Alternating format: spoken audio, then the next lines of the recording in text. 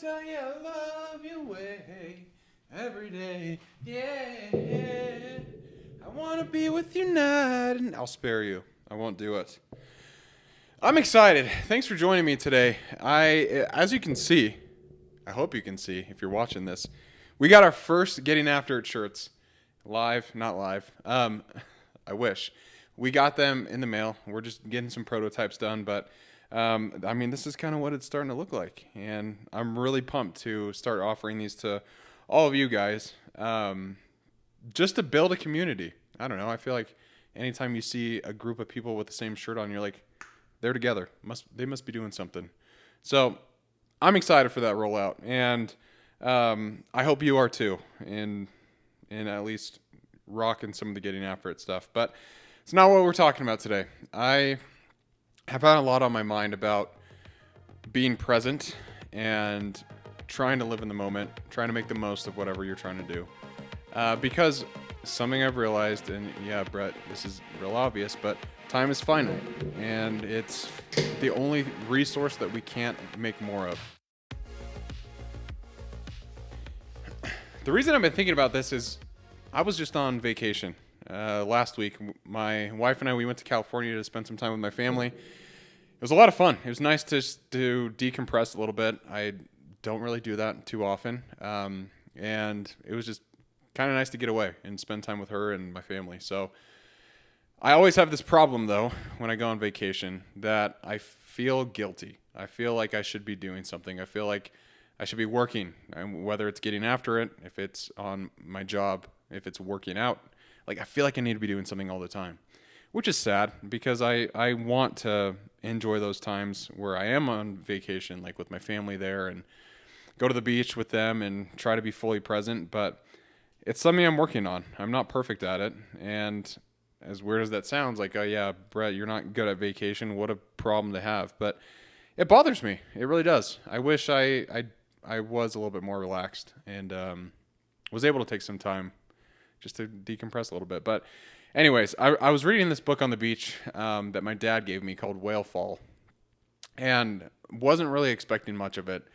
It's a nonfiction book about a diver who, his dad, spoiler alert, if you don't want to read it, or if you don't want to listen to this, skip forward a little bit. Spoiler alert, his dad passes away, and he had a pretty bad relationship with his dad. And his family's kind of written him off a little bit, like, because he wasn't there when his dad wanted him there and he was passing away. Really sad story. And he gets this idea in his head where, his dad was lost at sea. He died at sea. And he says, if I go and recover the bones of my dad, maybe my family will let me come back into the fold and be one with them again. And so he puts on all his dive gear and heads out into the ocean to try and find his dad's remains. And a lot happens, but basically he ends up getting swallowed by a whale. And he's in this whale, which apparently was anatomically correct, where the body is correct. But the diver studied different whales and all the stomachs and that kind of thing, and made sure that the stomach was going to be big enough to hold this guy. So anyways, he gets swallowed by a whale. And it's not until this part where he starts making amends with his dad. He starts making peace with his dad. Obviously, he's not there, but it's just interesting that in this story, it took this guy, the main character, Jay, it took him getting swallowed by a whale for him to reconsider how he felt about his father. And it made me sad because he could have done that when his dad was alive. And obviously it's a book, so there wouldn't be a story if he did that. But really, though, we have a lot of time that we don't really take time to do the things that matter most a lot. I don't know if it's because we are distracted. I'm often distracted by many things. But that's the thing, is like you have to kind of understand what is important to you and what deserves your attention. Is it mending relationships? Is it working on yourself, trying to provide better for your family or whatever that is? But I thought about this more, and I wrote on my blog a whole journal entry about this. And I just want to read it. It's going to be story time with Brett for a second, but it's called No Time to Waste. We're all running out of time. That's not a dramatic statement. It's just the truth. You can make more money, build more muscle, grow more influence, but time, once it's gone, it's gone. I think about that a lot, especially when I catch myself wishing for long, slow days with my wife. Days where we wake up with nowhere to be, no one else to please. Days where we want to just be together. That would be beautiful, but life doesn't always give us that luxury. So we work with what we have, and we make it count. While on vacation, here it comes. While on vacation, I read a book called Whale Fall. It's a heavy story. The main character, Jay, has a broken relationship with his dad. It's only when he's swallowed by a whale and he's forced to confront death that he finds healing and perspective. He remembers the love, the sacrifice, the lessons, but by then the clock's nearly out. That hit me hard. How often do we wait to say what matters? How many dreams get shelved for later? How many relationships go unmended because pride gets in the way? We act like we'll always have more time. We won't. I don't have all the answers on how to live a meaningful life, but I've figured out a few things. It's not about fame or wealth or social clout. It's not about checking off achievements for the sake of optics. It's not about hustle without direction. For me, life is meaningful when I'm helping others grow, when I feel close to Christ through prayer and faith, when I hold my wife Allie and feel peace in knowing I'm where I'm meant to be. That's the good stuff. Not flashy, not loud, but real. It's easy to get caught up in the grind. It's easy to mistake motion for meaning. But I'm learning that real fulfillment often shows up in quiet ways. When my little nephew asks me to dig him a hole at the beach, when a friend just needs to talk and I make space to listen, when I laugh at the dinner table with my family, phones away, fully present. Those aren't distractions. They're the point. And when I start thinking I have to choose between ambition and presence, I remind myself getting after it isn't just about pushing yourself. It's about doing it for the people you love. It's about using your gifts to bless others. Time is finite. It's the one resource we don't get to refill. So mend the relationship. Start the project. Say the words you've been holding in. Take the risk you've been afraid of. Your life is meaningful right now if you decide to treat it that way. For me, that looks like being faithful to God, loving my wife deeply, staying connected to family and friends, and continuing to build getting after it into a community with purpose. I'm only 27, and I already feel like the luckiest man on earth because I've deemed it so. So now it's your turn. Whatever time you've got, use it because there's no time to waste. And that was it. I was just thinking about that because of, like I said, that book just made me rethink a little bit about what's important and that we don't have time. We don't have time to do the things that we want to all the time. So you have to make time. And it's the one thing that we cannot get back. I often think of getting after it. The whole podcast, the community I'm trying to build, that we're building together. I think about it a lot because the podcast is almost 4 years old, and I've learned so much just from taking a chance on myself. And this is not meant to make me look real good for you guys right now. I'm just telling you how I feel and what I've learned. I used to be a timid boy, you might say. Could call me a boy child, whatever. I used to be a timid little boy. When I moved up to Utah, I took a risk on myself, and when I first started the podcast, I had some direction on where I wanted it to go, but didn't really understand the future of it. Through doing it, though, I've learned so much about what it takes to push myself. And it's going to look different for everyone. That's definitely one thing I've learned with getting after it, is everyone has their own unique perspectives, and everyone has their own unique habits, and that's why I've been trying to have so many different people come on and share their own stories about what they're doing with their lives, how they're getting after it, and what they're using their discipline and their consistency to work towards. Because I think it offers you guys, the listeners, a little bit more of a hands-on approach to be like, okay, well, Brett does these things. I don't want to do that. That sounds crazy. And maybe Michael, who just came on and talked about javelin, maybe there's some things I could take from him. Maybe there's some things I could take from Brinley, who came on and talked about PT, And that's the thing, is we all have so much to learn from each other. And that only takes, the reason that comes and you're able to learn from other people is through asking them questions and building those relationships with them. That's one thing that I have learned from my wife that I'm so glad I have, is the value of relationships. Because prior to starting getting after it, prior to marrying my wife, I only really cared about my family relationships. And you can ask all my friends. When I was sick, I didn't reach out to one of them. And I'm sure that was pretty messed up on my part. I know it was messed up on my part because they were worried about me. But I didn't care. I was like, yeah, you know what? My family's what matters most to me. But that's not true. That is not true.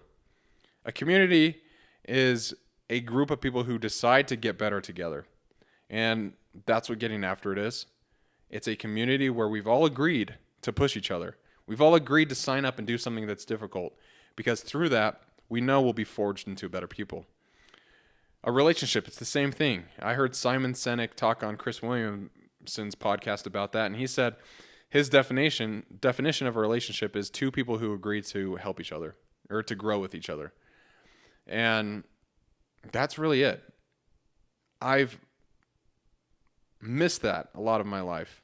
Having that desire to build relationships with people, to learn about them, find out what they're doing, what they're interested in, how I could potentially help them, how they could potentially help me, whatever it is.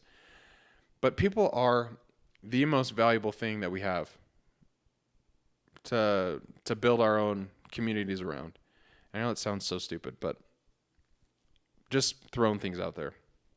And it's gotten important to me. And so, how I think about the finite time that I have, I want to have a big portion of it working on building myself, getting after it, my relationships, others, trying to help them with whatever they might be struggling with.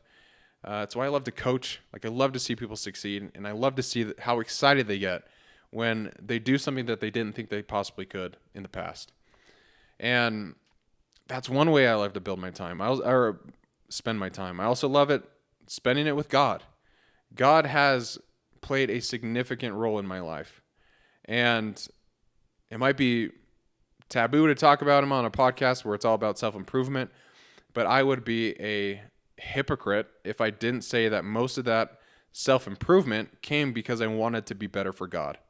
I know who he thinks I can become and who he knows I can become. And I trust that through some of the things I'm doing, I will become that person that God envisions I can be. And peace comes from spending time with God. It comes from studying his word through scripture. It comes from living the principles of his gospel, which, if you think about what are the two main things that we should be focusing on if we want to live for me, it's a Christ-centered life, but for you, it might be different. But I think the principle applies. It's you love God. That's number one. And then the second is like unto it, you love your neighbor. And what I'm talking about with relationships, with building up people, I believe it comes from that. I believe it comes from the fact that I love God and I love his children, which we are all his children. We're all God's children. And it's interesting to me because the time that we have should be spent trying to help other people, building ourselves up, improving ourselves, because we don't have a lot of it. There's going to be a time when you look back on your life and you're like, you will have the opportunity to either say, I'm proud of what I did, or I wish I had more time to do X, Y, and Z. I don't think you want that second option. I know I don't. I don't want to live a life of regret or a life where I'm questioning if I could have gave more. So what's the solution? I think it's just go all in. Go all in whatever you're doing. If it's your job, if that's where you want to focus, be your best. Do the best you can. If it's podcasting, learn. Try to be the best you can be there. You want to work on your relationships, you want to do whatever it is, go all in. Don't half-ass something because we don't have a lot of, motivation sometimes. Do it to make yourself proud. And like I said in that blog post, if there's a project that you've wanted to start, if you wanted to start a business, if you've wanted to start a family, what the hell are you waiting for? Are you waiting for the right time? Because odds are it won't show up.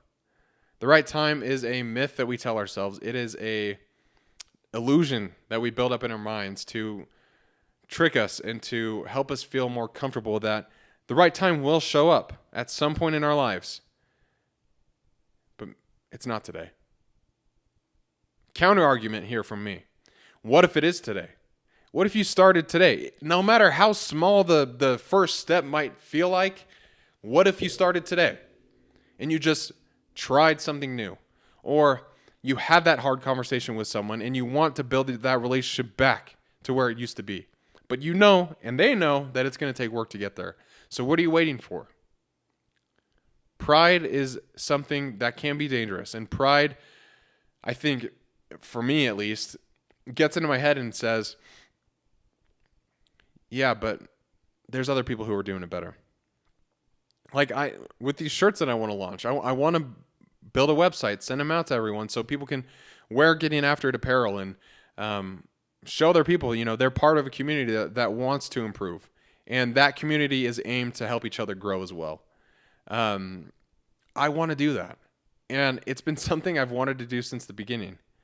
And why did I wait so long? Honestly, fear.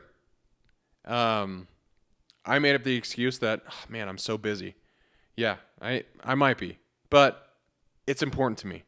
So I try and make the time for it.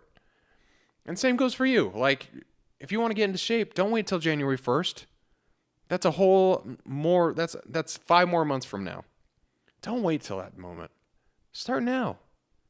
You'll become so much better if you start now, and then by January 1st, you're like, okay, well, let's make more specific goals here. What else can I do? Time is precious. We all have 24 hours in a day. You decide how you want to spend them. And the last thing I'll say on this is, if you spend your time wisely, you will not live a life of regret. And the definition for me of spending time wisely is doing things that give your life meaning. That doesn't mean it's not going to be hard. It doesn't mean it's going to be easy all the time. Because, let me tell you, running is something that I think gives myself meaning. It gives me time to think. It lets me exercise my body. But it's hard as hell. But I feel great every time I do it. And it's not easy, but it's meaningful to me. Podcasting, same thing. Spending time with those that I love, that's not really a hard thing to do, but it's very meaningful for me. And so if you are struggling to understand what is meaningful to you, take out a journal and just start writing some things down. Right at the top, that question, what is meaningful to me? And then start brainstorming. Think about it as like you're back in elementary school and you're trying to make a bubble chart. Just brainstorm. No one's going to tell you how to live your life. No one's going to tell you how to spend your time. That's all up to you. And you either have the opportunity to make the most of it or waste it. But it's a valuable resource, and you should treat it as such. I appreciate you guys for listening to this episode. I know it was a little bit of a shorter one. It's a solo one. I haven't done that in a while, but we got some good guests coming up soon, and I'm excited for them to join me on the conversation couch. So you guys keep pushing hard. Spend your time wisely. Figure out what makes your life meaningful. Ask me for help if you need it. And as always, keep getting after it.